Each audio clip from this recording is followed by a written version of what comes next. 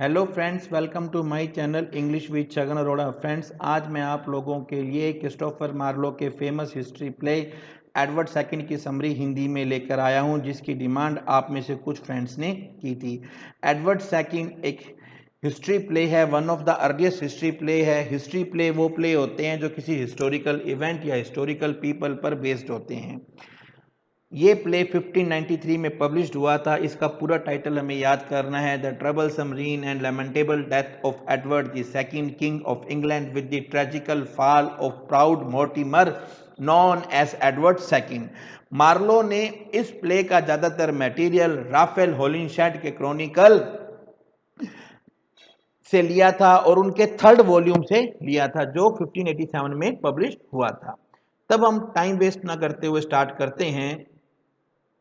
तो जब इस प्ले की शुरुआत होती है तो हमें पता चलता है कि गैवेस्टोन, जो कि अभी देश से निकाले हुए हैं, इंग्लैंड से ये एग्जाइल हैं, उनके पास किंग एडवर्ड सेकंड का एक लेटर आता है जिसमें वो ये कहते हैं कि भाई गैवेस्टोन, तुम्हें मेरे फादर एडवर्ड फर्स्ट ने देश से निकाला दे दिया था, अब उनकी डेथ हो गई है और मैं राजा बन गया हूं और मैं इस लेटर के जरिए तुम्हारे एग्जाइल को खत्म कर रहा हूं, तुम इंग्लैंड में आ जाओ। हमें बैकग्राउंड से यह पता चलता है कि एडवर्ड सेकंड के फादर एडवर्ड फर्स्ट ने अपने देश के नोबल्स मंत्रियों के कहने पर गैवेस्टोन को देश निकाला दे दिया था, क्योंकि एडवर्ड सेकंड और गैवेस्टोन आपस में एक दूसरे के बहुत करीब आ गए थे। और इस प्ले के अंदर मेन किंग एडवर्ड सेकंड और गैवेस्टोन की होमोसेक्सुअल रिलेशनशिप को बताया गया है। नज़दीक आने के कारण इन्होंने अपनी ड्यूटी को भी नज़रअंदाज कर दिया था।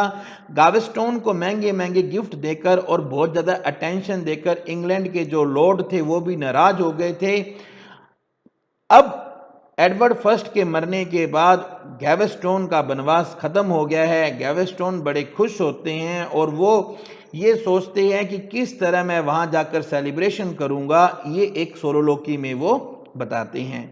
जब गैवेस्टोन इंग्लैंड में आते हैं तो किंग एडवर्ड सेकंड उन्हें शाही खिताब देते हैं, शाही खजाने की चाबी देते हैं और सभी को ये कहते हैं कि गैवेस्टोन आम आदमी से बहुत अच्छे हैं और सभी को अट्रैक्ट करते हैं। हालांकि गावेस्टोन किसी शाही खून के नहीं हैं। इन सब बातों को सुनकर इंग्लैंड के जो नोबल्स हैं और इंग्लैंड की महारानी इजाबेला, ये बहुत ज़्यादा नाराज होते हैं, क्योंकि एडवर्ड सेकंड ऑलरेडी इजाबेला को बहुत ज़्यादा इग्नोर करते हैं। ये लोग गावेस्टोन के दोबारा आने का विरोध करते हैं। वो उसे इंग्लैंड के नोबल्स किंग एडवर्ड सेकंड को एक रिटर्न में एक मांग देते हैं कि गावेस्टोन को दोबारा एग्जाइल दिया जाए, क्योंकि वो कहते हैं कि एडवर्ड सेकंड अपनी स्टेट को ढंग से ध्यान नहीं रख पा रहे हैं, इनकी मिलिट्री भी बहुत अच्छा प्रदर्शन नहीं कर रही है, क्योंकि वो स्कॉटलैंड में रॉबर्ट ब्रूस के खिलाफ हार गई है और इन्होंने गावेस्टोन पर गिफ्ट्स की बारिश कर कर खजाने को खाली कर दिया है। एडवर्ड मजबूर होकर इस बात को मानते हैं और वो गैवेस्टोन के साथ एक बहुत इमोशनल फेयरवेल लेते हैं। इस इमोशनल फेयरवेल में इजाबेला गैवेस्टोन पर आरोप लगाती है कि तुमने मेरे हस्बैंड का ध्यान मुझसे खींच लिया है, तुमने मेरे पति प्यार को मुझसे दूर कर दिया है। और गैवेस्टोन ये कहते हैं कि तुम्हारा अफेयर तो मोर्टिमर सेकंड के साथ, सीनियर के साथ चल रहा है।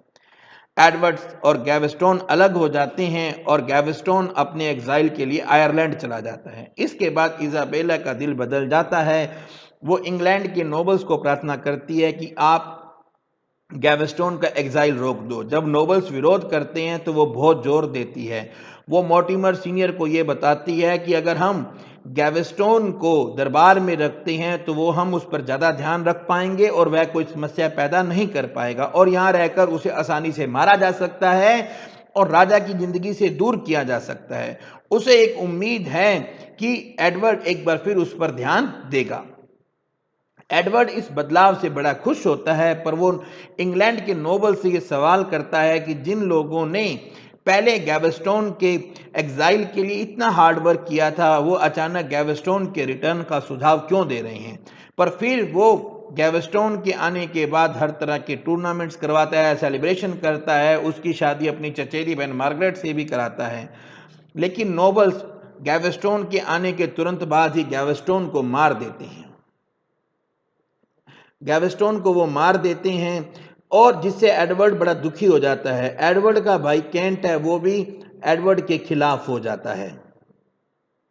अब इजाबेला अपने बेटे के साथ फ्रांस जाती है, जहां जाकर वो मदद की तलाश करती है। उसका भाई फ्रांस का राजा है, लेकिन वो कुछ उन समझदार लोगों में से हैं जो डिप्लोमेसी को जानते हैं।